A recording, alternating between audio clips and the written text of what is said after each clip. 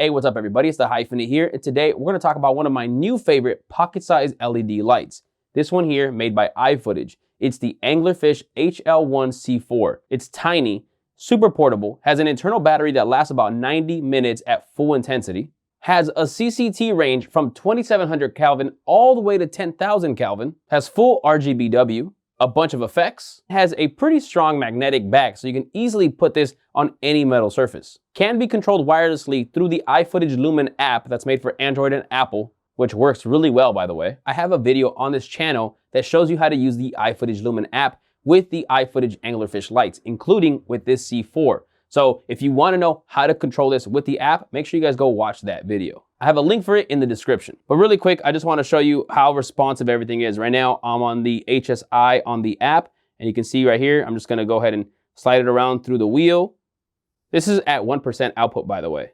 Let's go to CCT. We're going to go through the range, 5600 Kelvin. I'm going to take it all the way up to 10,000 Kelvin. Oh, and one other thing that I forgot to mention that a lot of lights don't have, especially lights at this price point, is that it does have green magenta shift compensation. So there's actually a slider that you can change to go either more magenta or more green, so you can actually match it with other lights. Through the app, you can also do gels. You can do effects here through the actual C4 itself, or through the app, you have a little bit more flexibility and control. So let's take a closer look at this light. As you can see, it is very tiny and definitely pocket sized. Now you do have two buttons here. I don't know if this is just an error on mine or if this is how all of them are being made, but there's definitely a mistake here. You see a minus and a plus, but they are on the opposite sides. And using the light, this is definitely plus and this is definitely minus when you're going through the settings. On the right side, you also have two buttons, a power and a set button. You just hold the power button until it shuts off. If you want to turn it back on, hold the power button until it turns on.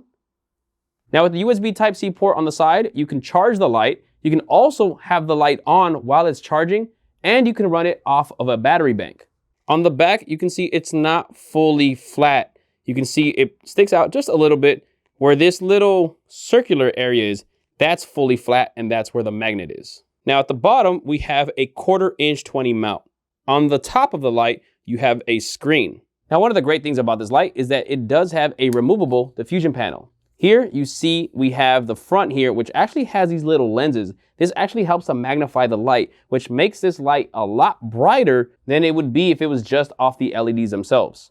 But the diffusion will soften the light a lot more. Now, when it comes to the build quality, it's pretty much just made out of plastic. It's not very rugged. It's not something they're going to want to throw around, but it's very lightweight, and that's a pro for being able to pretty much mount this anywhere. Now, my biggest issue with this design, I really don't like using these buttons. It takes way too long to be able to get to a specific setting that I want, because I have to keep going to set to go to the next option, and then I have to hold this up or down, and it takes so long to get to the option that I want. I really wish that instead of these plus and minus buttons, they had a scroll wheel with a selectable button that you can push in. Another thing that I'm not a big fan of is the different colors. Now, I know they kind of want to make these look a little bit more fun, but for a professional shoot, I definitely don't want this aqua green or the yellow that they have. I would much rather just have black. So iFootage, if you're down, send me some black ones, because I would definitely like to use some of these as practicals in some of my shoots, but I definitely don't want this color to be seen on camera. Now, when the light is on, when you press the power button once, it actually puts it to sleep.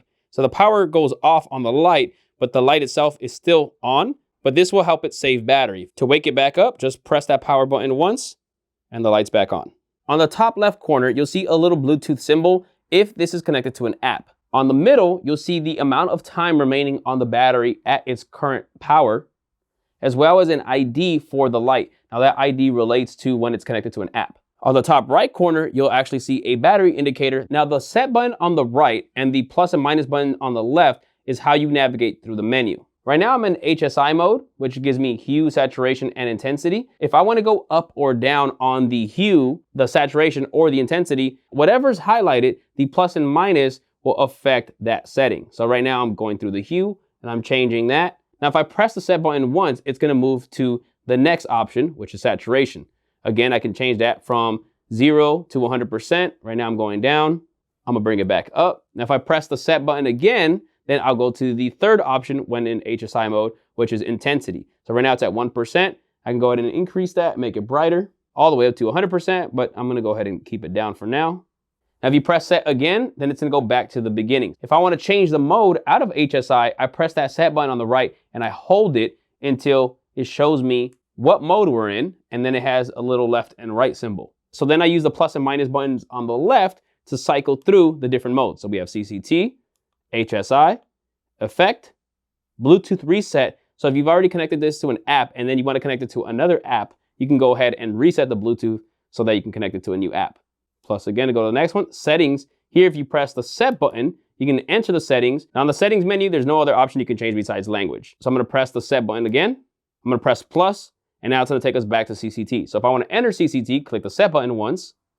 And then here you have the options to go CCT, which goes from 2700 Kelvin all the way to 10,000 Kelvin. Press the set button once, and you'll go to the next option, which is intensity, which is brightness. Click the set button again, and then here you can actually do green magenta shift. So you can go plus or minus to make it either more magenta going minus or plus goes more green. So that way you can actually match different lights.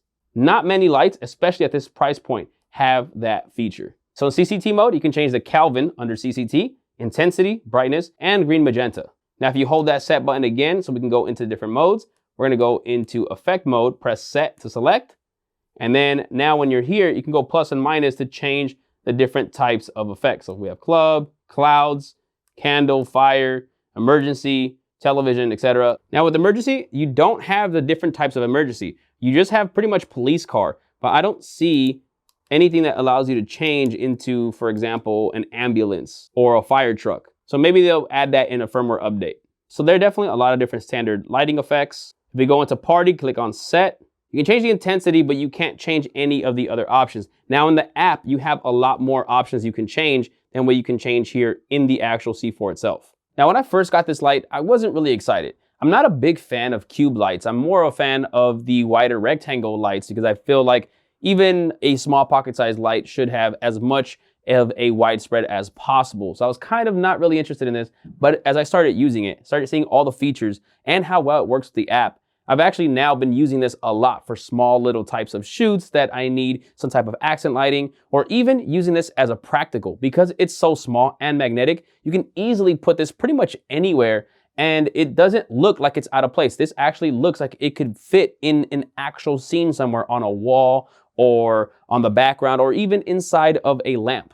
Now, iFootage states that it has a CRI of 95, and in all honesty, I don't do any scientific tests with the lights. But just based on what I've seen with my eye, it does seem like it's close to around 95. It's not the most accurate. These are not my go-to lights for key lighting anyway, but for a little kicker or a fill or even a practical, this actually works really well. So there you guys have it. That's my review of the iFootage Anglerfish HL1-C4. This light is actually really awesome, and I'm gonna make sure that I get quite a few more, though I'm gonna get them in black. As I mentioned earlier, if you wanna know how to use this light or any of the other Anglerfish lights with the iFootage Lumen app, I do have a link for that video in the description. If you guys are interested in getting this light or any of the other gear that I use, I do have links in the description where you can purchase them. It doesn't change the price that you get it at, but it does help this channel. Please make sure to drop a like on this video, drop a comment below if you have any questions, and please make sure to subscribe. I have a lot more videos coming soon. I'll catch you guys on the next one. Peace.